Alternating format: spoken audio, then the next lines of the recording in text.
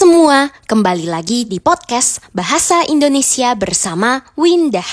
Podcast ini bisa didengarkan di Spotify, YouTube, dan masih banyak platform lainnya.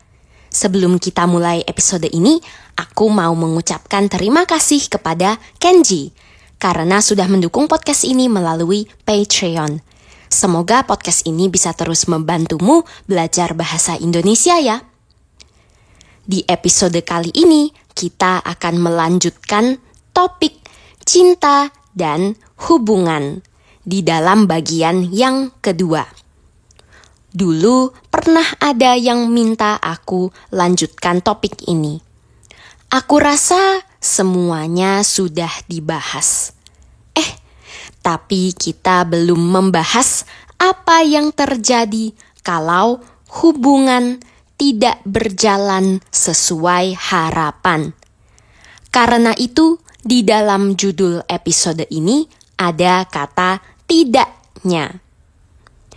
Di dalam episode kali ini, aku akan menyebutkan topik-topik yang mungkin agak sensitif, seperti perceraian, divorce, perselingkuhan, cheating, dan KDRT. Domestic violence. Jadi, mungkin para pendengar bisa merasa tidak nyaman dengan topik-topik seperti ini. Kalian bisa memilih untuk tidak mendengarkan atau hanya dengarkan episode ini sampai setengahnya saja. Tenang, aku tidak akan membahas topik-topik ini terlalu dalam dan detail. Karena tujuan episode ini hanya untuk mengenalkan kosakata, bukan untuk menyampaikan pendapat pribadiku tentang masalah-masalah itu. Harapannya setelah mengenal kata-kata ini, para pendengar bisa menggunakannya dengan tepat waktu berbincang atau membaca cerita dan berita. Nah, tentu saja di dalam suatu hubungan, kita punya harapan semuanya akan berjalan dengan lancar. Mulai dari tahap naksir, PDKT, pacaran, tunangan, sampai akhirnya menikah. Lalu hidup bahagia bersama selamanya. Namun, yang namanya hubungan pasti ada saja masalah. Pertanyaannya, apakah masalah itu bisa diatasi bersama-sama?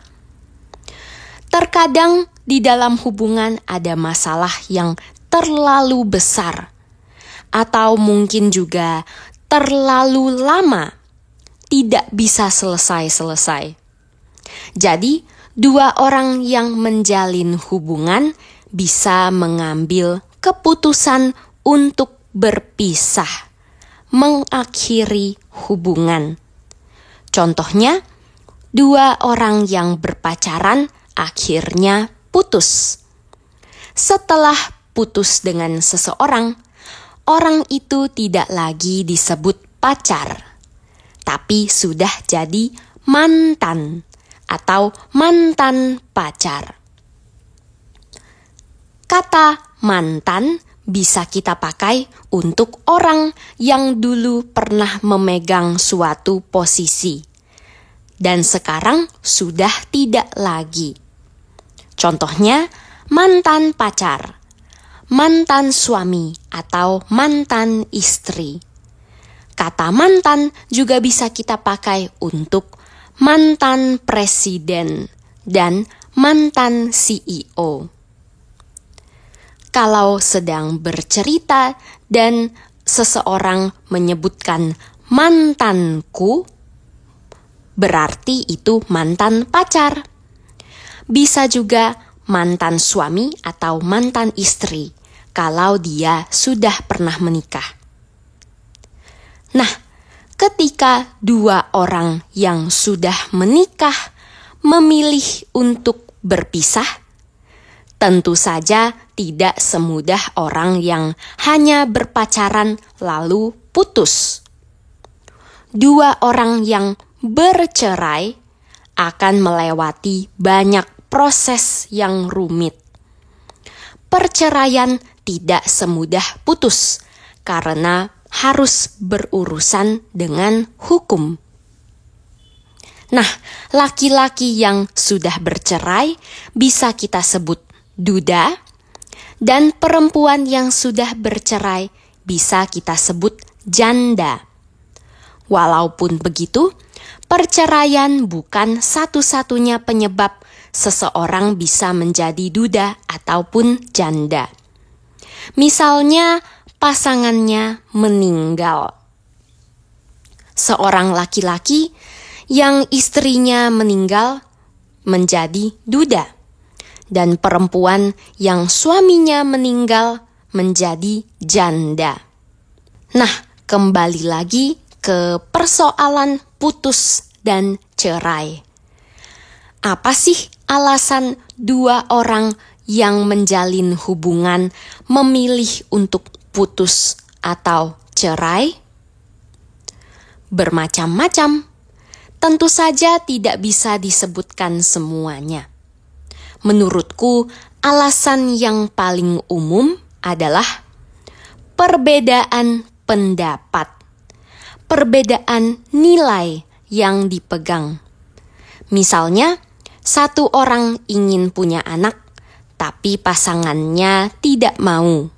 Atau yang satu mengutamakan pekerjaan, sementara pasangannya menganggap keluarga lebih penting.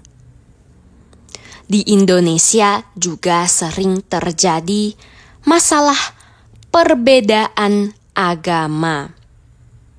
Karena beda agama, nilai yang dipegang juga berbeda. Ini bisa jadi masalah dalam hubungan. Atau mungkin sebenarnya dua orang itu cocok, walaupun berbeda agama, tidak jadi masalah.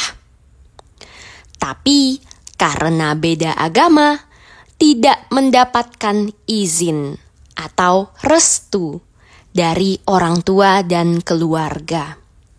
Karena itu, terpaksa harus putus. Nah, kalau putus karena perbedaan-perbedaan seperti ini, bisa dikatakan putus baik-baik. Jadi, putus yang tidak baik-baik itu seperti apa? Contohnya kalau terjadi perselingkuhan. Ketika seseorang berselingkuh, dia tidak setia. Diam-diam di belakang menjalin hubungan dengan orang ketiga. Kalau terjadi perselingkuhan, biasanya akan putus atau cerai. Orang ketiga bisa juga kita sebut selingkuhan atau simpanan. Belakangan ini juga muncul istilah baru, yaitu pelakor, singkatan dari perebut laki orang.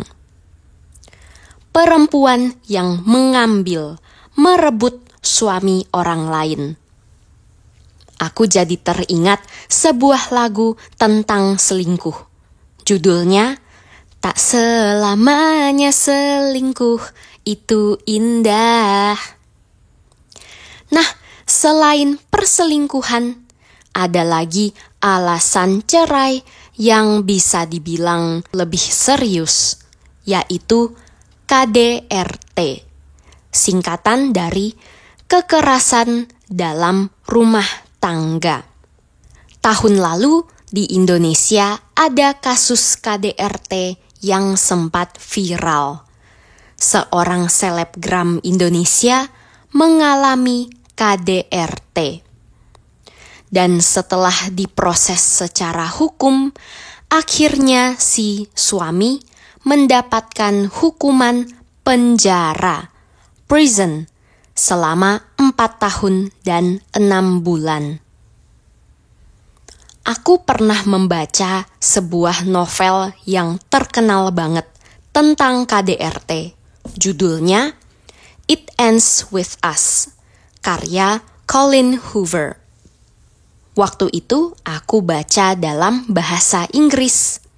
Sekarang novel ini juga sudah diterjemahkan dalam bahasa Indonesia dengan judul Akhir Antara Kita. Novel ini juga sudah dijadikan film dan bisa ditonton di Netflix. Episode kali ini sampai di sini. Semoga para pendengar belajar banyak kosakata baru. Harapannya nanti bisa menggunakan kosakata ini waktu berbincang atau membaca cerita dan berita. Jangan lupa dukung podcast ini ya dengan menjadi sahabat Windah di Patreon dan dapatkan transkrip serta terjemahan untuk semua episode yang ada di podcast ini. Bisa juga dukung podcast ini dengan memberikan penilaian di Spotify dan Apple Podcast dan membagikannya di media sosialmu. Sampai jumpa di episode berikutnya. Dah!